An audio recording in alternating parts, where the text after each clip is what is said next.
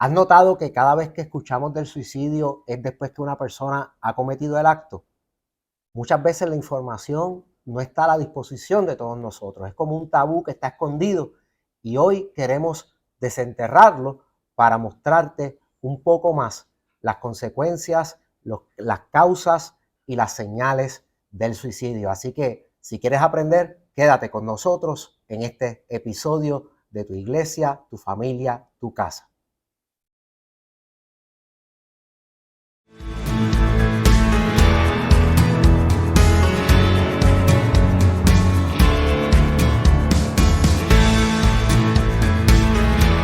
Buenas noches, bendiciones.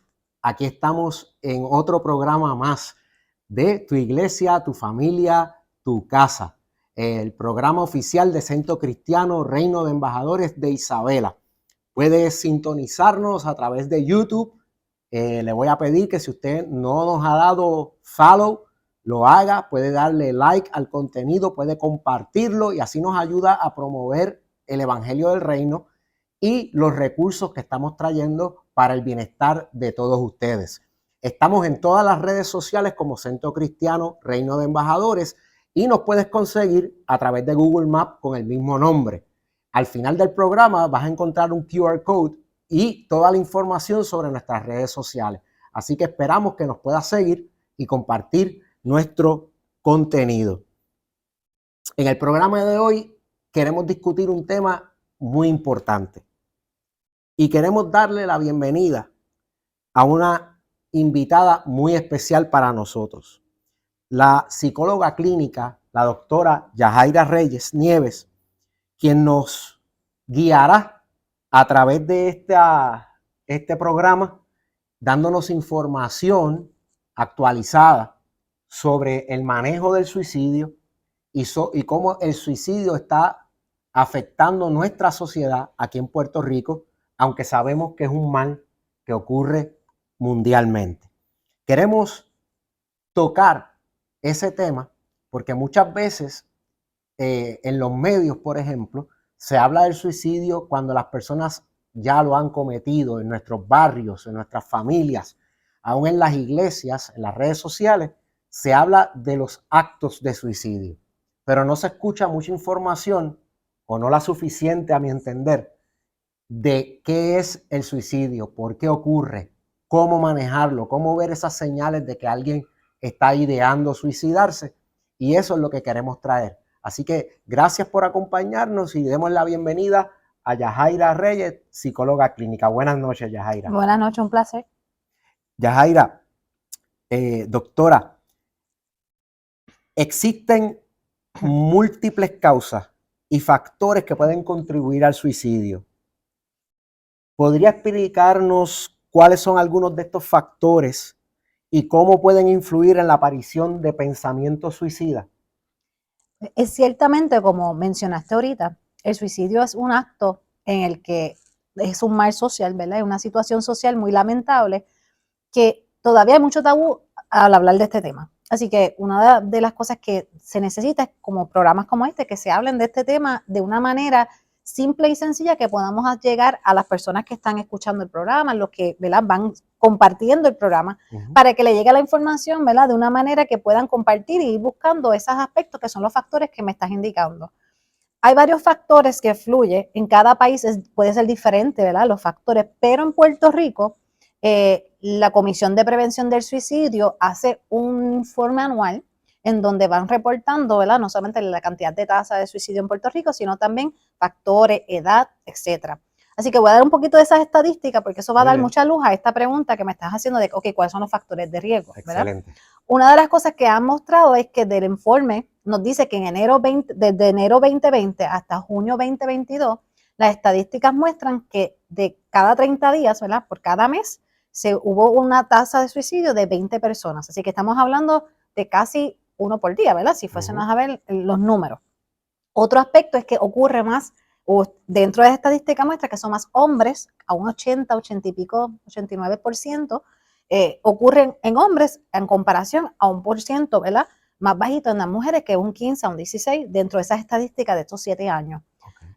Lo que se está viendo y reflejando en las estadísticas es que la tasa está aumentando en cuanto a las mujeres por igual. Así que esa diferencia que veíamos muy grande y bien marcada en que son más hombres los que se suicidan, incluso es uno de los factores de riesgo, ¿verdad? No porque simplemente es por el género, no tiene que ver con el sexo como tal, sino también con esas estructuras sociales que se crean alrededor de lo que somos hombres y lo que es ser mujer. Y las presiones que cada uno, ¿verdad? Lleva en sus hombros en esa socialización. Y cómo se nos enseña a manejarla, que es la diferencia entre quizás el hombre y la mujer. Los nenes no lloran. Claro, entonces, se le da más permiso social a las mujeres. Si no lloramos, nos guardamos todo eso adentro. En algún momento dado, y me dice si es correcto, yo leí que también los hombres tienden a utilizar métodos del suicidio que más son agresivos. más agresivos e irreversibles. Por ejemplo, el uso de un arma de fuego versus una intoxicación por pastilla que si alguien la encuentra o lo encuentra, lo podría salvar. ¿Y eso es correcto? Sí, las estadísticas muestran que sí, el uso de el método para cometer un suicidio, pues en hombres son más irreversibles, más ¿verdad? Un método más agresivo, si fuese no usar la palabra, ¿verdad? Versus una dama. También es como hablamos, socialmente se les permite a las mujeres o se les ha socializado a las mujeres ser más expresivas en sus emociones versus a los hombres. Aunque eso ha cambiado mucho y eso yo creo que ha sido la concientización de este tema, que hace que llega más hombres en búsqueda de ayuda, en búsqueda de manejo del coraje, en búsqueda de otros servicios, viendo de que ellos también tienen emociones y ellos se merecen tener un espacio. Y una de las cosas que más fomentamos en el área de la psicología, ¿verdad? En este gremio de la profesión es que se hable del tema, que no se nos avergüence o no se nos penalice por hablar del tema, porque no debemos tener vergüenza de si en algún momento hemos pasado por estos pensamientos, ¿verdad? Okay. Especialmente en estresores y factores de riesgo, como mencionamos, los estresores económicos tienden a ser un factor de riesgo, tener múltiples pérdidas, ¿verdad? Repentinas, pueden ser pérdidas laborales, como pérdida de familia, ¿verdad? Y las pérdidas tienden a ser un proceso bien complejo en el ser humano. Los seres humanos tenemos mucha dificultad en la pérdida. Y si eso nos lo acumula con las situaciones del país, con las situaciones políticas, con las situaciones de salud, tanto mental como física, ¿verdad? La pandemia trajo unos cambios bien drásticos en esos aspectos y eso ha hecho, ¿verdad? También que eso influye sobre estos factores que estamos hablando en el día de hoy. Ok. Podríamos decir entonces que también falta preparación para perder. Estamos más preparados para ganar o para retener que para perder. No se nos educa cómo pasar un proceso de luto, probablemente, y eso aumenta. Estoy pensando cómo prevenir o contrarrestar ese factor de tener varias pérdidas consecutivas, cómo eso inflige a la ideación o al posible acto del suicidio. Y también mencionó acerca de los factores económicos y me vino a memoria cuando la Gran Depresión Económica, la gente que en 1930 y algo se lanzaban de los rascacielos porque habían perdido el dinero. Y eso pues también es algo que tenemos que trabajar, pienso yo, como sociedad y especialmente como cristianos, el valor que le damos realmente al dinero y cómo ponemos nuestra esperanza, nuestra salud mental, nuestra paz, nuestra confianza en el dinero más que en Dios en ocasiones y cómo eso podría ayudarnos a tener una mayor resiliencia si perdemos económicamente. Y uno de los factores importantes, ¿verdad? Y cabe señalar, es bien complejo, ¿verdad? Porque es como les digo, ¿verdad? En los servicios que ofrezco, a veces mucho con demasiado. Así que no es solamente las pérdidas y no es que necesariamente no podamos en ese aspecto, ¿verdad? Desarrollar esos aspectos de afrontamiento, ¿verdad? Esas destrezas de afrontar situaciones difíciles, ser resiliente, es un proceso que es importante que se dé, pero también se tiene que validar de que se vive en un sistema bien complejo, ¿verdad? Donde económicamente se nos hace más difícil, ¿verdad? A las personas a trabajar, se les hace más difícil ganar su dinero, se hace más difícil tener su servicio de salud física y mental Ujú. dignamente como se merece el país. Así que esos son los factores que llega un momento en que también el Estado, que es una de las recomendaciones que se da, que el Estado vigile, ¿verdad?, por la salud mental y la salud física y esa parte de esa estabilidad económica que le hace falta a la población. Y uno de los factores que minimiza el riesgo de suicidio es que estas personas, pues, ¿verdad?, las personas que tengan estos pensamientos en algún momento sientan que tienen recursos. Entonces, la falta de recursos, no solamente las pérdidas, ¿verdad?, es que si me uno a que tengo pérdidas, pero no tengo tampoco recursos a la mano que me faciliten este proceso para procesar las pérdidas, pues entonces no tengo de dónde, de dónde agarrarme. Por eso son los servicios psicológicos como un servicio de apoyo. Volvemos a repetir, ¿verdad?, de los servicios que el Estado puede brindarle a las personas, puede ayudar a que entonces algo también que contrarresta un poco de lo que hablamos ahorita es, aunque los procesos de pérdidas pueden ser bien complejos en el ser humano, algo que positivo de nuestro ser humano es que nosotros hemos sabido reinventarnos, ¿verdad? En momentos de crisis lo vemos como una oportunidad de cambio. Amén. Así que muchas veces las ideaciones suicidas vienen cuando nos veamos falto de recursos, de algo que me pueda ayudar a manejar esta situación, salvaguardando también que uno de los riesgos puede ser, ¿verdad?, padecer de algún trastorno mental. Esto no quiere decir, y me gusta aclararlo, que alguien que tenga algún problema emocional o algún trastorno mental diagnosticado, pues inmediatamente va a tener ideaciones suicidas, ¿no? No. Es un síntoma dentro de algunos de los trastornos mentales. En algunos casos podemos tener ideaciones suicidas y no necesariamente tener un diagnóstico de un trastorno Exacto. clínico, ¿verdad? Porque, vamos, somos seres humanos y se vale doler.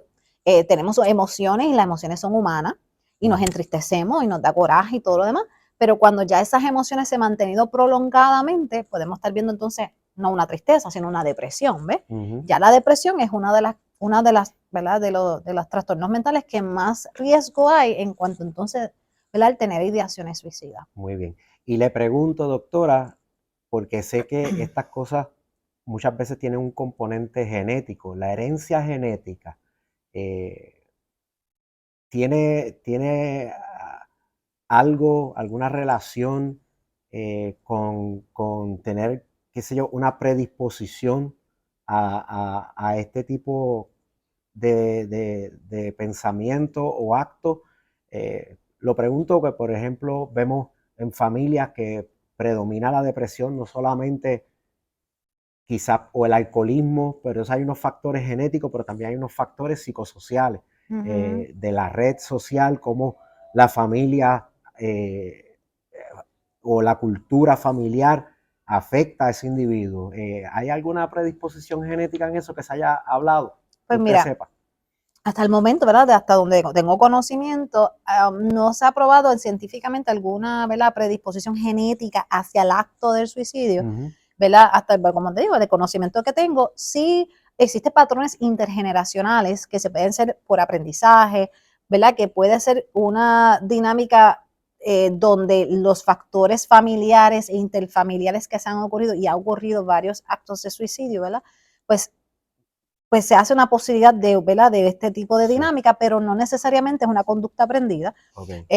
Más que todo, tiene más sentido el hecho de que sí hay un componente genético en la depresión y otras condiciones mentales que sí consigo trae un síntoma llamado ideaciones suicidas. Ok. Así que sí puede haber un factor genético en cuanto a la depresión se refiere.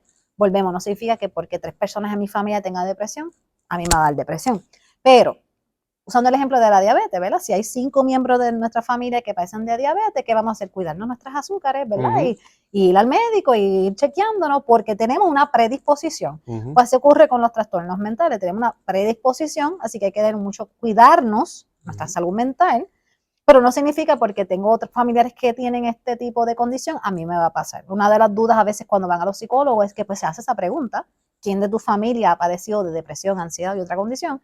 Y esta pregunta es muy común que nos llega a la oficina. Mi familia, 3 o 4 miembros tienen depresión. ¿Significa que yo tengo depresión? No No necesariamente. Pero necesariamente. sí el componente genético dentro de este tipo de condición puede entonces conllevar que parezca ser el suicidio el componente principal de la gen, pero no es más sería el de la depresión, que conlleva entonces maybe una ideación suicida y por eso es que Ujú. entonces. Y quiero compartir con los seguidores nuestros, eh, no tenemos que ir al psicólogo, al terapista, al psiquiatra quizás, al pastor, porque estamos deprimidos. Porque también llegamos a veces a tener el concepto de que voy al psicólogo porque tengo una depresión.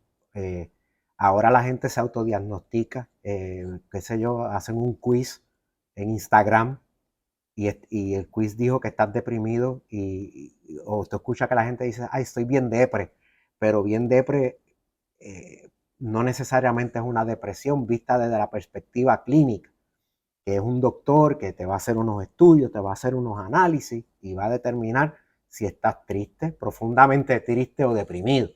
Y entonces creo que una de las cosas que tenemos que ir sacando de tabú, como estamos tratando de traer el tema de hablemos del suicidio, dialoguemos de esto, no tenemos que dejarlo escondido.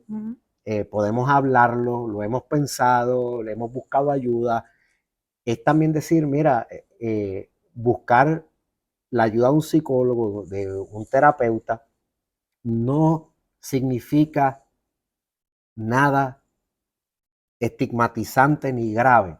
Eh, no es que uno está necesariamente, no sé cómo decirlo.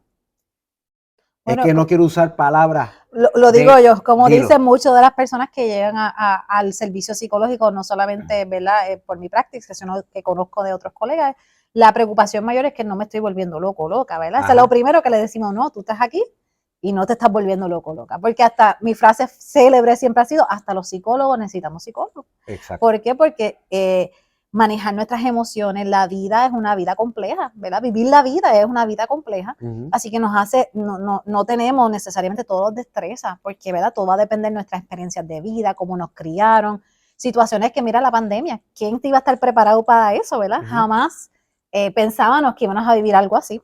Y así que mentalmente no había herramientas necesariamente para trabajar con ese estresor. Por eso es que hay profesionales de la salud que se dedican a estudiar estos temas para poder ir en la vanguardia de todos los cambios que pasan en la vida humana. Y esto es importante que lo menciona Jaime, porque algo interesante es que la diferencia entre mis situaciones emocionales y lo que puedo estar viviendo y esta angustia que vivo y necesito hablarlo con un profesional, no quiere decir desde un concepto religioso que somos faltos de fe. Y a veces viene esa batalla en que pues si yo estoy luchando con esta tristeza, luchando con, perdí un familiar hace poco y me siento que no he podido superarlo, los estresores económicos me están dando ansiedad, pero asisto a una, ¿verdad? A una congregación o practico una religión, pues todo ese falta a esa vida espiritual. Y entonces el ser humano es holístico, ¿verdad? Somos físicos, somos psicológicos, sociales y somos espirituales. Y un departamento no necesariamente influye, eso necesariamente tiene que ver con el otro. Así que, ¿verdad? Siempre esta parte que trabajamos los psicólogos es la parte muy humana de nosotros, ¿no? Las emociones. Y aunque interactúan los departamentos, como usted dice, no debemos tener una actitud de condenar o culpar una persona que está pasando por un proceso humano. Claro que sí. Porque es humano. Precisamente es humano. Y las personas en procesos necesitan ayuda.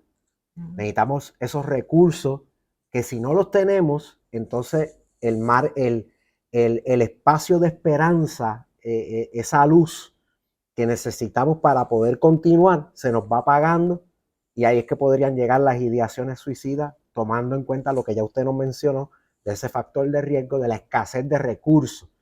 Yo les puedo decir, como pastor, he ido a mis terapistas, a mis psicólogos, una frase que me encanta de una psicóloga que me dijo, yo te voy a prestar el cerebro en lo que el tuyo empieza a funcionar otra vez. Yo voy a ver la perspectiva tuya, te voy a confrontar, te voy a decir esto, aquello, la estrategia de ella es un poquito confrontativa, pero yo te voy a confrontar, yo te voy a decir y yo te voy a prestar el cerebro mío para que tú puedas pensar un poquito más claro en lo que tú te compensas otra vez. Y ese apoyo fue esencial en ese momento, era importante. Y es como el apoyo que dan los pastores. Y yo como pastor a veces entiendo que yo puedo llegar hasta cierto nivel en mi consejería pastoral.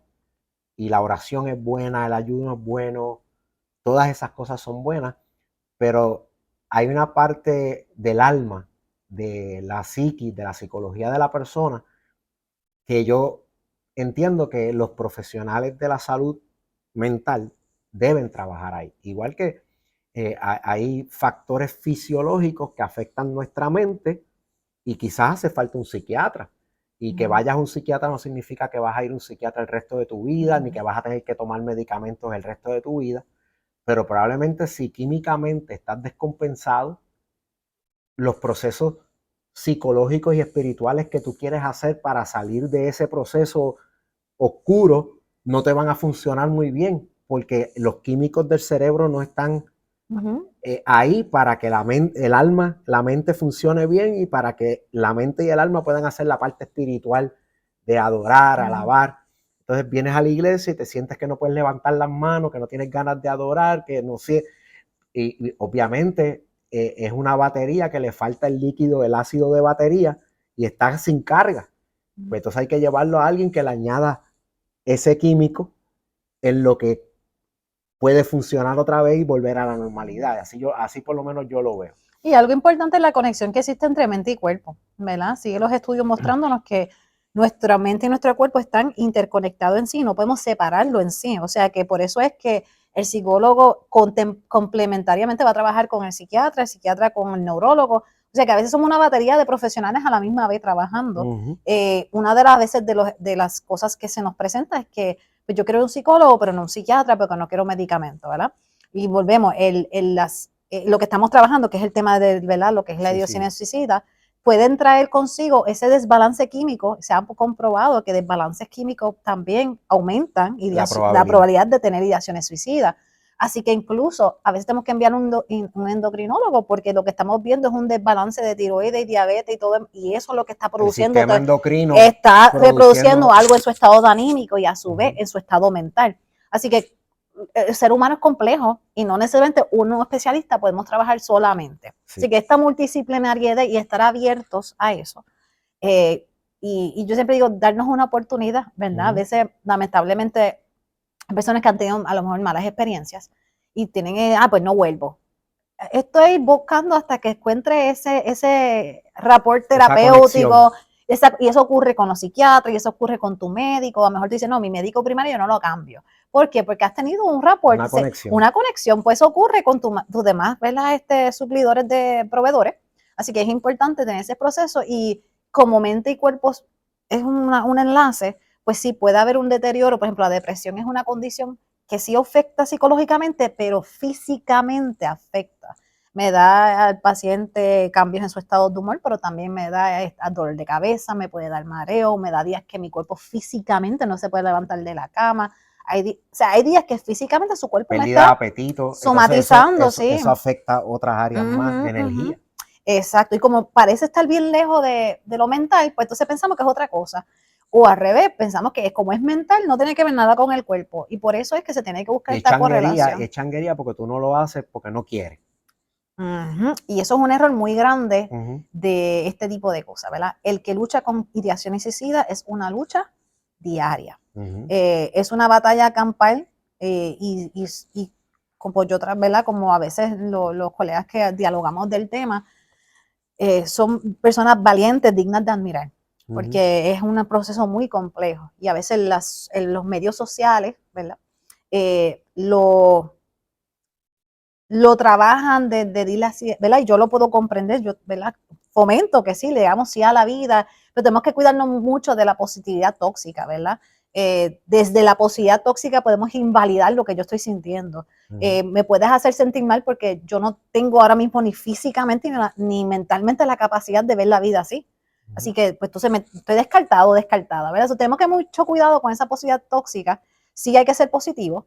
¿Verdad? Siempre vamos en pos, como digo, si somos psicólogos, pues nunca vamos a ir desde lo negativo, siempre vamos desde lo positivo, pero desde cómo lo siente la persona, desde cómo lo está viviendo y desde el recurso que tiene el participante, ¿verdad? Pero sí, las ideaciones suicidas son pensamientos y son síntomas que siempre va a estar coaccionado por algo mayor. O sea, si no hay tristeza, depresión, ansiedad, una condición física, no debe haber ideaciones suicidas, ¿verdad? No es algo inherente y natural del ser humano.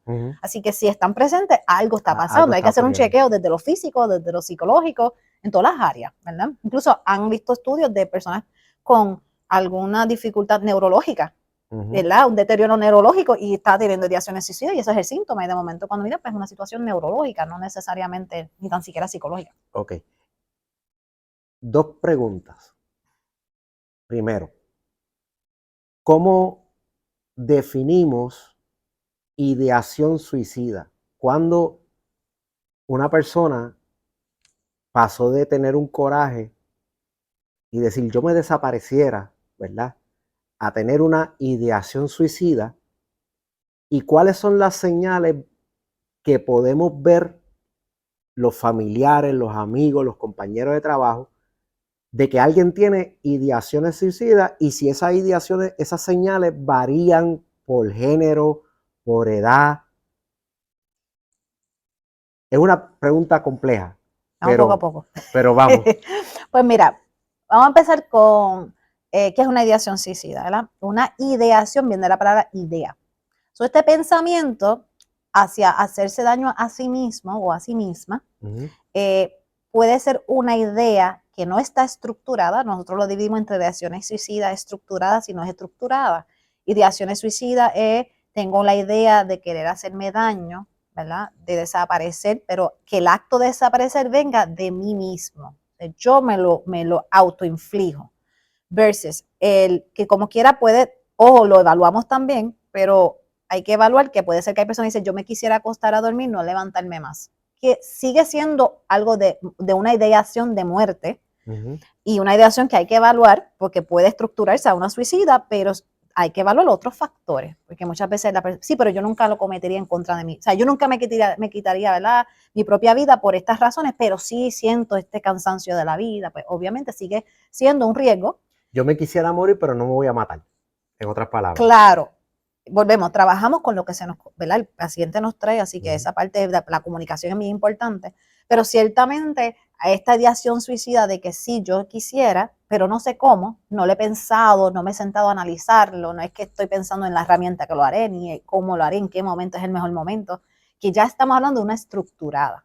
Cuando hay una ideación suicida estructurada, ya estamos en una emergencia, necesitamos, ¿verdad? Y en la otra también, pero hay otras maneras de canalizarlo, ¿verdad? Cuando no está estructurada, ahorita vamos a hablarlo, ¿verdad? Una evaluación con un psiquiatra, lo que es una hospitalización parcial, que entonces nos permite trabajar esa ideación para que no se convierta en una ideación estructurada, ¿verdad?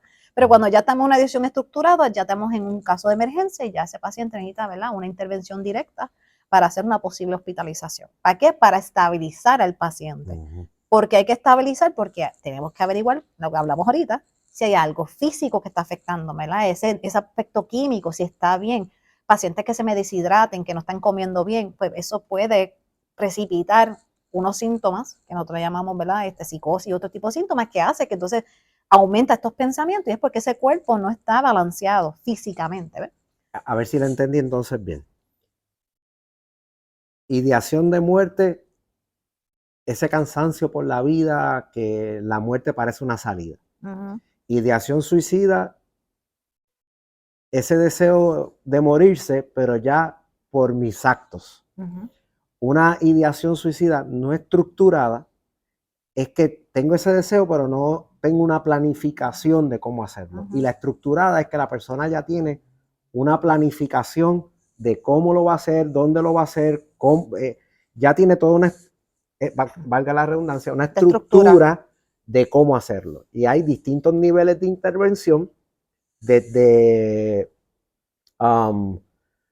la intervención parciales hasta una hospitalización que va a estar por unos cuantos días, en lo que se controla ese sistema nervioso. Y se estudia el cuerpo de esa persona. Estudia el cuerpo y se trabaja con la mente también. Claro, y esto es importante. Hay un tabú y un mito que se ha hecho y se ha creado de que si se le pregunta a la persona que tengamos con estas dudas de que pueda tener ideaciones suicidas, significa, si yo le pregunto, le activo el pensamiento y entonces lo va a hacer. Entonces, tenemos la dificultad que los familiares, amigos, tienen como la sospecha, pero no se atreven a preguntar porque dice, y si le digo y le pongo el pensamiento en la mente, ¿verdad? Y venimos de una cultura muy de leyenda urbana, ¿verdad? Una cultura de que tenemos muchas creencias que no necesariamente están fundamentadas, y no, eso es un mito. Preguntar abiertamente sobre el suicidio va a ayudar a que abiertamente se convierta en un tema cotidiano. En una conversación. Ustedes se sorprenderían que en este tema cotidiano y en la apertura, a lo mejor la persona que tú menos has pensado que ha tenido ideaciones, las ha tenido. Entonces, si le quitamos el tabú negativo, y ¿verdad? Qué bueno que están trayendo este tema en esta plataforma, porque es que tiene un tabú bien estigmatizado religioso, lamentablemente tengo que decirlo, que hace que entonces, si alguien lo dice y se me va a reprimir y ser punitivo religiosamente porque pensé en esto o lo digo, pues eso me hace callar, ¿verdad? Porque no, el que piense en el suicidio o incluso que comete el suicidio no ama a Dios. Y suena algo chocante lo que estoy diciendo, pero es cierto. Hay personas que sí creen en Dios, aman a Dios, pero ha tenido estas ideaciones suicidas ¿verdad? Incluso se ha efectuado. Entonces, esto es una situación bien compleja porque volvemos, ahorita hablamos de los departamentos, no quiere tener que ver una cosa con la espiritualidad, con necesariamente esto, aunque, claro, comprendemos que tiene un factor, ¿verdad?, de cómo se trabaja este tema desde la espiritualidad, pero lo que quiero decir es que siempre pensamos que entonces, si esta persona es religiosa, pues no va a cometerlo, nunca va a tener ideaciones. Si yo estoy en una posición religiosa alta, ¿verdad? O en un factor religioso, ¿cómo yo voy a decir que tengo ideaciones suicidas a mis pastores, a mis líderes? Entonces, se convierte en un tema que, como no lo hablamos abiertamente, se tiene mucho miedo a hablarlo, pues entre más callamos, más agoniza el que está atravesando este proceso, ¿verdad? Yo tomé un entrenamiento en que se nos enseñó cómo preguntar. Y era un entrenamiento no para profesionales de la salud, era un entrenamiento para personas. Cualquier persona puede coger ese entrenamiento para aprender cómo preguntar. Por una señal que uno vea que levanta a la persona, tú le puedes preguntar, perdona que te pregunte, pero ¿tú estás pensando en quitarte la vida o a cometer un acto de suicidio? Y abrir la conversación como si tú necesitas ayuda, yo estoy aquí para ayudarte y puedes hablar conmigo. Y la persona, los estudios dicen que eso ha prevenido muchísimos casos de suicidio han sido detenidos por este tipo de preguntas, porque la persona, también tenemos que entender que no es que la persona esté disfrutando esas ideaciones. Yo estoy seguro que está en la mejor disposición de que si no lo tuviera que hacer, no hacerlo. Pero el proceso psicológico de la persona, fisiológico, está tan alterado que no puede hacer prácticamente otra cosa sin la ayuda de alguien externo que le venga a asistir. Mi mayor descripción a esto es, imagínate que usted tenga un dolor, ¿verdad? Está bien un día, está bien dos, está bien tres, pero tú estás constantemente en un dolor, va a llegar un momento que usted va a estar en un desespero para que el dolor se vaya, y usted está dispuesto a tomar cualquier cosa para que el dolor se vaya, ¿verdad? Yendo otro ejemplo, pues piensa que las ideaciones suicidas pueden tener ese tipo de naturaleza, es un dolor agonizante de día a día, que llega el momento que la fatiga mental y psicológica y física de estas ideaciones y de lo que está viviendo, el dolor, porque volvemos, la depresión hasta puede doler físicamente, donde llega el momento que lo que la persona está buscando dentro de un acto que no es el que apoyamos, es un acto que preferimos la vida, es un acto coaccionado por una tristeza o una angustia, pero es un acto que le da sentido a la persona de alguna manera de quitar y sacar ese dolor y esa angustia de una vez por todas. Así que viéndolo de esta manera que lo estamos describiendo desde los zapatos de quien lo está viviendo, es ser empático, porque usted no lo está viviendo, lo está viviendo la otra persona. Yo no estoy diciendo que justifiquemos, ¿verdad? Hay que ser muy cuidadosos de cómo estamos, ¿verdad?, tocando este tema, pero hay que ser más empático, porque hoy tú, mañana yo. Ahorita hablé psicólogos y estamos psicólogos, o sea, que es una situación que puede afectar nuestra familia, necesitamos psicólogos. Puede afectarnos a nosotros mismos, así que, ojo, cuidado cómo trabajamos el tema, y creo que ahorita, ¿verdad?, en otro momento podemos tratar ese tema, y cómo trabajamos con los familiares que pasan por un evento como esto, que efectivamente hay situaciones donde la ayuda previene y hay situaciones que lamentablemente, por los factores que sean, ¿verdad?, y los familiares y todo el mundo busca los recursos necesarios, pero como es un acto de voluntad del ser humano, tristemente estos valientes, como yo le llamo, que han luchado esta angustia por mucho tiempo, pues mueren por suicidio. Esa es una frase muy importante, ¿verdad? Si hablamos por muerte por accidente, ¿verdad? Pues correctamente es muerte por suicidio, ¿verdad? Para que le demos, ¿verdad?, ese valor digno al ser humano, que a pesar que haya tomado una decisión,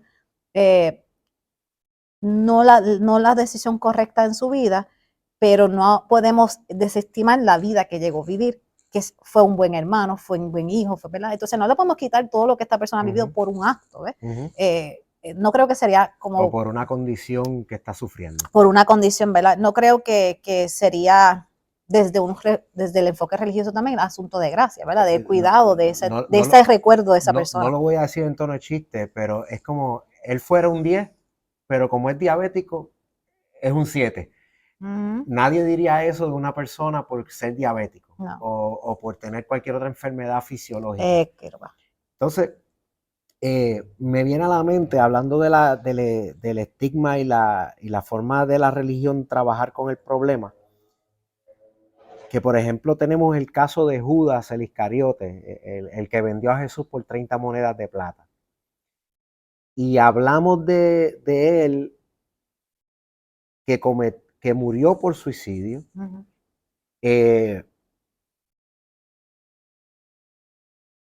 Pero no decimos que luego que él cometió el acto, él se arrepintió en tal manera que él le llevó las 30 monedas de plata de vuelta a los fariseos. Los fariseos no se las quisieron aceptar y él las tiró en el templo y salió corriendo en su desesperación, en su culpa. Y ahí murió por suicidio. Entonces tenemos que tener cuidado que nuestras conversaciones cristianas no añadan por culpa. Yo creo que la culpa es bien patológica, es bien enfermiza. Es una de las emociones más enfermizas que existen. Que no añadan carga a la persona que ya está cargada. No podemos ser como Jesús le dijo a los fariseos: ustedes ponen carga sobre otros que ustedes no pueden sobrellevar y no mueven ni un dedo para alivianarle la carga a los otros. Y Jesús entonces dice: venid a mí los trabajados y cargados, que yo los haré descansar.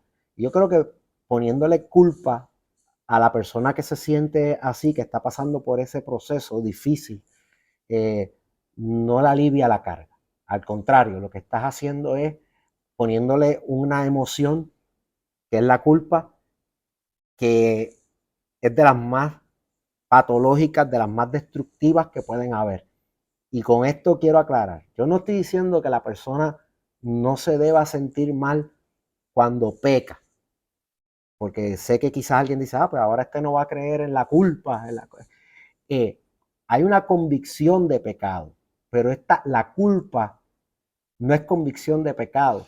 La culpa es una emoción destructiva de que tú no sirves, de que tú no tienes el valor que Cristo te da en la cruz. Y algo importante, ahora desde el enfoque psicológico, la culpa es una emoción que no es lo mismo culpa que responsabilidad. Me explico. Culpa es una emoción, responsabilidad ok, me doy cuenta de que erré contra alguien, o hice algo que no debo haber hecho, o ay, en arroz y habichuela metí las patas en algo.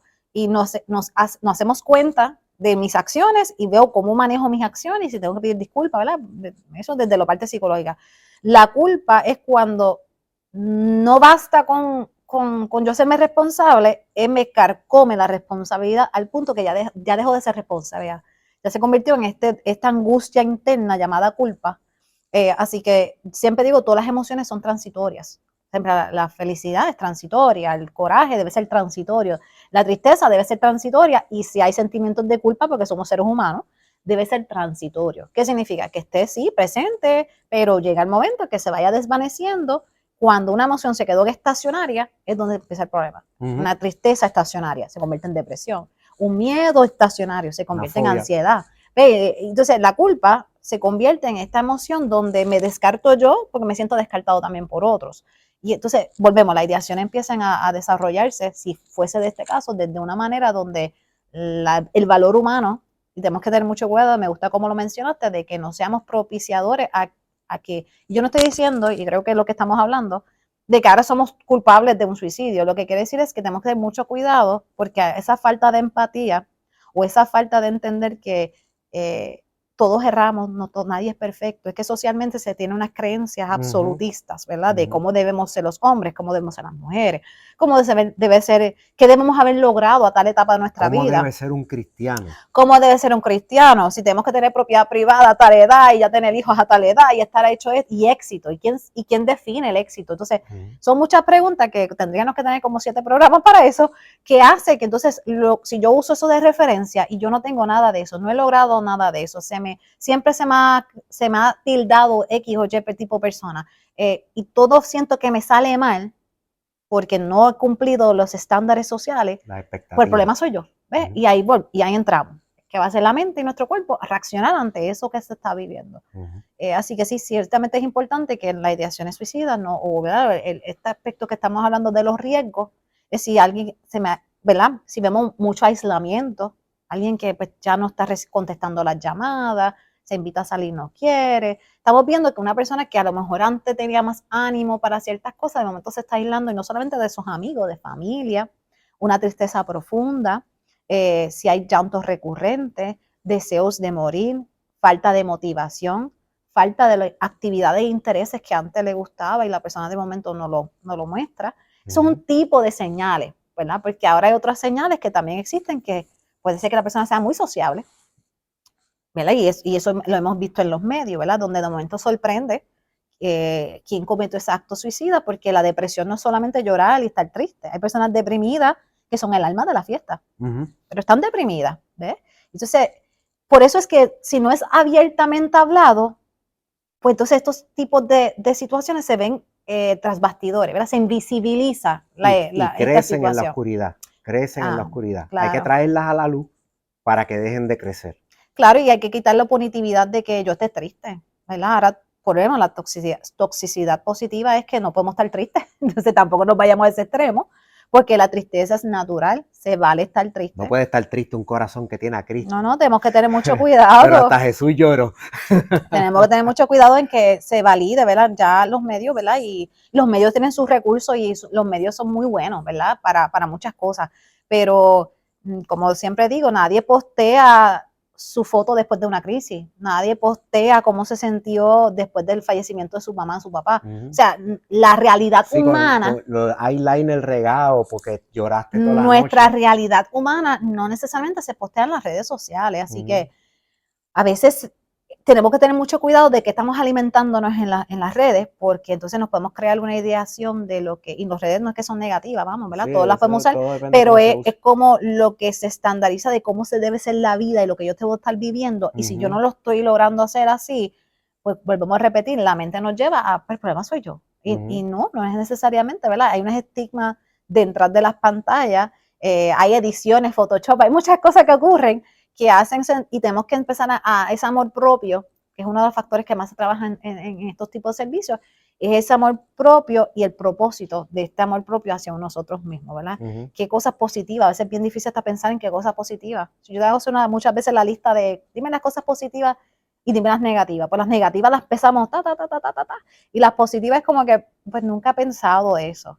Pues sí, a veces hay que sentarnos a pensar en qué cosas positivas yo he hecho en mi vida también, qué cosas, cómo voy a definir el éxito. Y algo que hablando del éxito, porque es un tema muy en boga, porque ahora todo el mundo está buscando el éxito se va definiendo también en diferentes etapas de tu vida. Cuando tú estabas en 5º grado, tu éxito era otro tipo de cosas, a lo que a lo mejor ahora en tu vida para ti es éxito.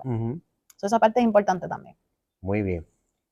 ¿Alguna otra señal que nos quiera comentar antes de terminar el programa de hoy? Porque la vamos a tener en otro programa, pero ya el tiempo se nos está cerrando. Señales, apartarse de las amistades. Hablamos aislamiento, ¿verdad? Que puede ser el aislamiento con familiares, amistades, ¿verdad? O recursos de apoyo. Tristeza profunda, ¿verdad? ¿Qué tristeza profunda? Pues tristeza y llanto recurrente que ha pasado más de 2 semanas o más de una semana donde esta persona está en ese proceso. Ideaciones obviamente parte de los riesgos es que haya ideaciones de muerte, de suicidio o estructuradas, cualquiera de las tres como quiera es un riesgo, ¿verdad? Falta de, ¿verdad? Si estamos trastornos de apetito, de sueño, ¿verdad? Y estamos viendo que incrementa y el deterioro físico y emocional de la persona se va identificando. Eso es un tipo, ¿verdad? Dos, pues puede ser esta pregunta que estamos hablando, que abiertamente se hable, que aunque es el alma de la fiesta, haya conductas de la persona donde sí ha tenido lapsos de depresión o tristeza, ¿verdad? Y entonces en esos lapsos que entonces vamos viendo que el paciente puede necesitar o la persona esa ayuda profesional. Okay. Así que repasando, importante cuáles son los recursos, hablarle abiertamente al familiar, ¿verdad? Desde un espacio de no juicio. No importa lo que me vayas a decir, estoy para ti. Y eso ayuda a que yo no me sienta que tú vas a alarmarte con lo que te voy a decir, ¿verdad? Luego, ¿qué recursos? Pues si hay una ideación estructurada, eso va inmediatamente a un hospital más cercano, ¿verdad? Llamar a la línea Paz, que es el 1-800-981-0023. Va a estar en pantalla. 24 horas, 7 días a la semana. Hay recursos para poder asistirlos en el proceso. Incluso si estamos teniendo no me ideaciones suicidas, pero tengo que desahogarme con alguien, mira, es una línea excelente para esto. Te pueden coordinar servicios externos. Si es una emergencia, te van a coordinar, ¿verdad? Para que llegue la ayuda inmediatamente al lugar de la residencia de la persona. Y ahí va movilizándose ese servicio que va a necesitar. Como hablamos, sea una hospitalización ya en ese caso completa para que podamos evaluar ese cuerpo, que no sea que todo esto ahorita hablamos de alimentación y todo lo demás, sea lo que está afectando o sí, si ya necesita una intervención directa. Pero hay ayuda, lamentablemente, ¿verdad? Sí ocurre aún recibiendo ayuda, pero siempre es bueno de que podamos hablar, no sentir en un espacio de juicio, ¿verdad? Y que sientan que si esos recursos están, y que la persona podemos minimizar esa tasa. Yo siempre creo que esa tasa sí se puede minimizar si seguimos rompiendo los estigmas como programas como este y en los lugares, en los espacios que tengamos para hablar del tema se hable. Muy bien, muy bien. Así que ya vamos a completar esta noche. Hemos aprendido muchísimo, nos queda muchísimo más que tocar, pero creo que ya por este programa se nos acabó el tiempo. Y yo quisiera hacer una oración. Yo quisiera orar por aquellas personas que nos están viendo. Yo creo que la oración puede mucho. Entiendo también que combinado con la oración y las disciplinas espirituales, el trabajo de la psicología, la psiquiatría, neurólogos, etcétera, nos pueden ayudar muchísimo y pueden ayudar a nuestros familiares. Yo creo que cuando alguien tiene una necesidad y hay recursos para ayudarlo, no hay razón para descartar ninguno de los recursos. Lamentablemente, muchas veces se descartan recursos porque en mi perspectiva personal, yo no creo en ese recurso. Pero no sabemos si nuestro amigo, hermano, familiar, esposo, esposa, hijo, hija, si lo necesita o si le ayude. Quizás sea la vía más rápida de ayudarle que la que nosotros preferimos, pero no somos nosotros el paciente o el cliente, la persona pasando la necesidad. Así que tenemos que tomar en cuenta siempre, como decía la doctora, desde la perspectiva, desde dónde está esta persona que necesita ayuda. Jesús lloró frente a la tumba de Lázaro. Jesús antes de la cruz dijo que su alma estaba angustiada hasta la muerte y estuvo un tiempo orando y llorando y hasta sudó sangre, que luego se han hecho estudios que ese proceso de sudar sangre ocurre cuando el cuerpo tiene tanto estrés que los capilares de la piel se rompen. Parece que uno está sudando sangre, pero realmente es el estrés. Jesús pasó por una crisis muy fuerte en aquel monte de los olivos orando, tratando de que la cruz no fuera lo que él tenía que hacer. Le pidió 3 veces al Padre, pasa de mí esta copa, pero terminó yendo por amor a nosotros. Así que Jesús, Dios hecho hombre, padeció muchas de las cosas que a veces nosotros no nos permitimos o no le permitimos a otros sufrir, como parte de nuestra experiencia humana. Y no es que uno las promueva que ocurran, pero cuando la persona está pasando por un proceso y por una crisis, hay que ayudarlo, hay que respetarlo, hay que estar disponible, hay que hacer recursos disponibles, pero nunca la forma más sencilla de lo que no se debe hacer es decirle, no llores, todo va a estar bien. ¿Cuántas veces escuchamos gente que creen que están ayudando? Yo no digo que lo hagan de mala intención. No llores, todo va a estar bien. Una persona en depresión, una persona con ideaciones suicidas, no tiene probablemente ninguna esperanza de que algo va a estar bien. Y esa perspectiva positivista, tóxica, no es lo que necesita escuchar, lo que necesita es ayuda. Así que voy a orar para que lo que hemos hablado sea de utilidad para usted, no importa en qué área del espectro de este mundo, de esta vida, usted está. Si alguno de los temas que tocamos a usted le hizo clic y necesita ayuda, al finalizar del programa va a estar los números de la línea Paz. Puede contactarse con nosotros y nosotros en lo que podamos le vamos a ayudar. Estamos para servirle en Centro Cristiano Reino de Embajadores. Así que oramos. Doctora, gracias por este programa y la vamos a tener otra vez. Oremos. Padre, en el nombre poderoso de Jesús, en esta hora te pedimos que tu Espíritu de gloria, el Consolador, toque los corazones de cada vida que nos está mirando y que por alguna razón específica este programa llegó a sus ojos y a sus oídos y a su corazón. Que podamos ser instrumentos de ayuda, que podamos sacar esta condición de la oscuridad, porque en lo oscuro, en lo oculto crece, pero si lo traemos a la luz podemos disminuirlo y podemos darte oportunidad a ti de dar victoria. Tú diste sabiduría a los doctores como la doctora Reyes, a los pastores, a los psiquiatras, a todas las personas, para que nos podamos ayudar y colaborar unos con otros y atender la necesidad humana, espíritu, alma y cuerpo.